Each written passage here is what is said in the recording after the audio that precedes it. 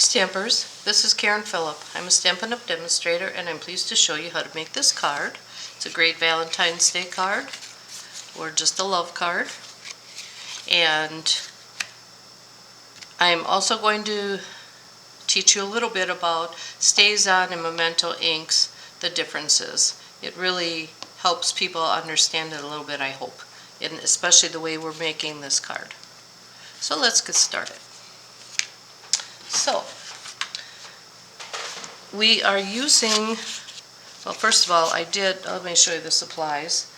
I used the perennial postage dies for the outside here, and then I used the bundle. I don't think it's a bundle this year, but it is a set.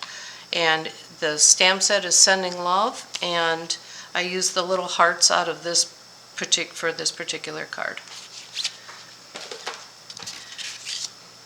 So alright, this one I cut out with the perennial dies, and then I ran it through the So Swirly embossing folder just to give it a little bit of extra something. So I just thought I'd pass that on as well. Okay, I am using the watercolor paper, and I have a piece this size, and I will put all the dimensions on my website. And then this is basically a cut off of half of the piece. So the pieces are typically they're I think 4 by 7, something like that. And so I cut that in half, a big piece in half, and then I ended up with this piece and this piece. So I'll put it this way so you can understand it.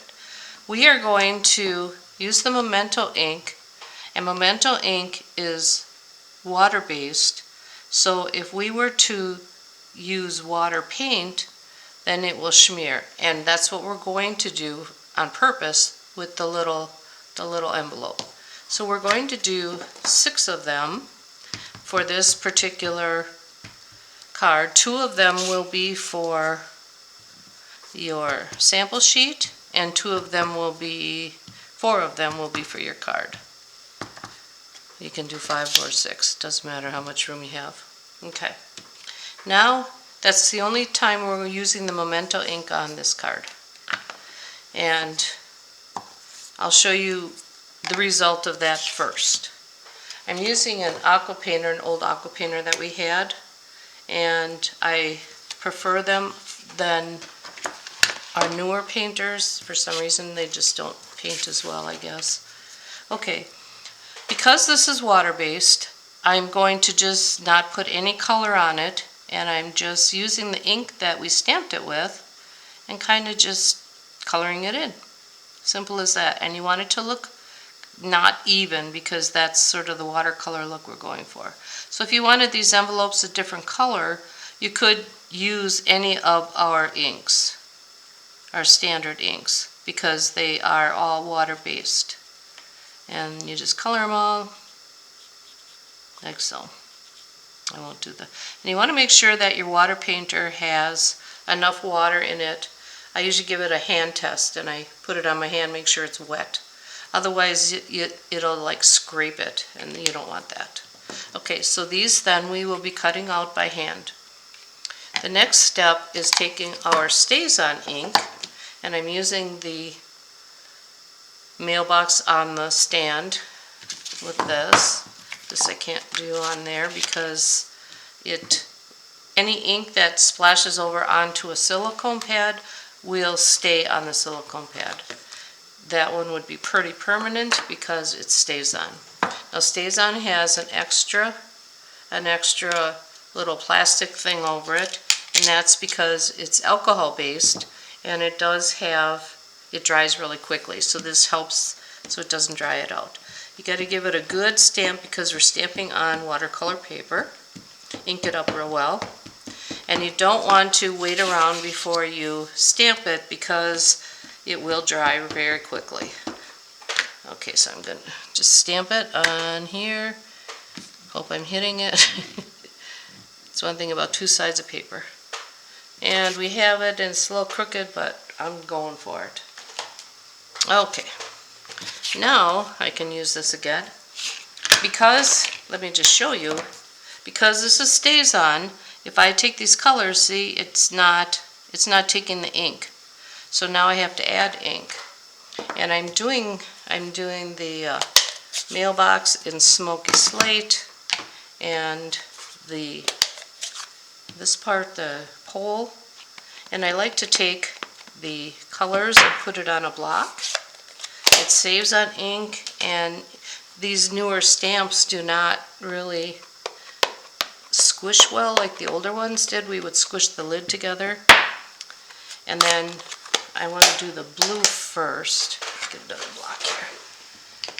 The blue background, because when it gets pretty wet, the colors kind of run, and so I don't want that to happen. And I just ink this up so we have plenty of ink. So this is balmy blue. Now I'm taking my brush for the outline on the blue, and I want to make sure it's wet, so you can squeeze a little bit of water on maybe. Then you know what, you have a good aqua painter if you could do that. Alright, so I'm just swirling it around on my block, getting some ink, and just kind of going outward. You can you don't want the whole thing colored, you just want to make it look watercolory. That's a word. And just kind of flick it out. Can kind of even it out. There's a little spot in the center, don't forget that. And the cool thing about watercoloring is you can shadow it as you'd like, or you can just, it just has a softer look. And you can go back and color it some more if you don't like the coloring. So I'm almost finished here. This is the longest part. And if it leaves a kind of a blob in the center, you can certainly color over it and spread it out a little bit, or leave it for more dimension. So I'm just going to add just a little bit of the darker kind of here to give it a little more. So you can, I just kind of want to show you possibilities with watercoloring. I know a lot of people want to do it and they either are afraid or don't know how. So this is just a real quick lesson on it, I guess. But you can see it's touching the black. Maybe can't see. It's touching the black, but it's not smearing it. And this will dry lighter. Now we take a wipe or a napkin and we wipe off our brush. You can squeeze some water out if it doesn't seem clean. And now we're ready for the next color. I will do the box or the pole next. And again, you don't have to be picky.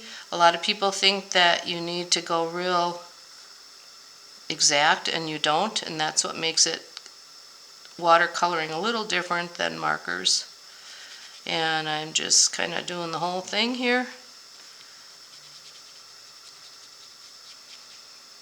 And I do want it a little darker in spots, so I'm just grabbing some more now and going over that part, kind of the shadowy part. Probably should have been the other side, but that's okay. And again, it dries darker, and if you don't, or lighter I mean, and if you don't like it and you want it darker, you can always come back and do it. So that went pretty quick, I think. A little more color there. Alright, then I have to clean my brush. And I would suggest doing the red blast. People had problems with that smearing. So I'm taking the gray, the smoky slate, and doing my mailbox. It needs a little more water. And that's the thing, if it kind of like brushed it on drier. So now I'm just adding a little more water to give it, you can see the difference, I hope. I think you can see the difference. And then we'll just color this. And I will be adding more color. I want to get a base on here. But you can see how quickly that went. I didn't speed this part up yet. And if you kind of dot it, it gives more of a blotchy look, which is kind of cool too. Do a little bit more on this side. This is one of the nicer brushes that I have that colors nicer because it stays wet. Okay, that's all I'm going to do on the mailbox. And then I just run the blocks in water, and that takes all the ink off. Without wipes seem to smear it a little bit. So now real red for the mailbox flag, and you could, if there's some in here, you could do that. You could use a refill. Because this is such a small area, I'm just taking a little bit right off of the pad and just coloring this, because that way it helps me not to have as much water, because this is such a little area, it will spread out. So you just want a little bit there, and that's it for the coloring. That went pretty quick. And I have a masterpiece. Just kidding. So that's, I hope, enough of a lesson on between the StazOn and the Memento. And remember, StazOn means stays on, so it's alcohol based. You do not want to use these for your Stampin' Blends because they are also alcohol. I believe it's got alcohol based in it, and alcohol will spread, kind of like my little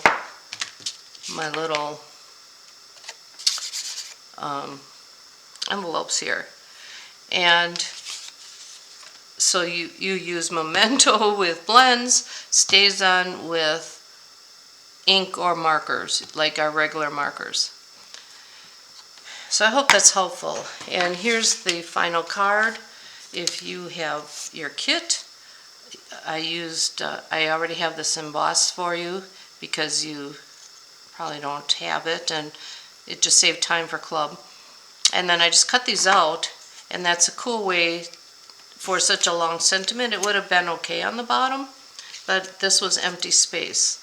So I just I cut them out and spaced them out that way.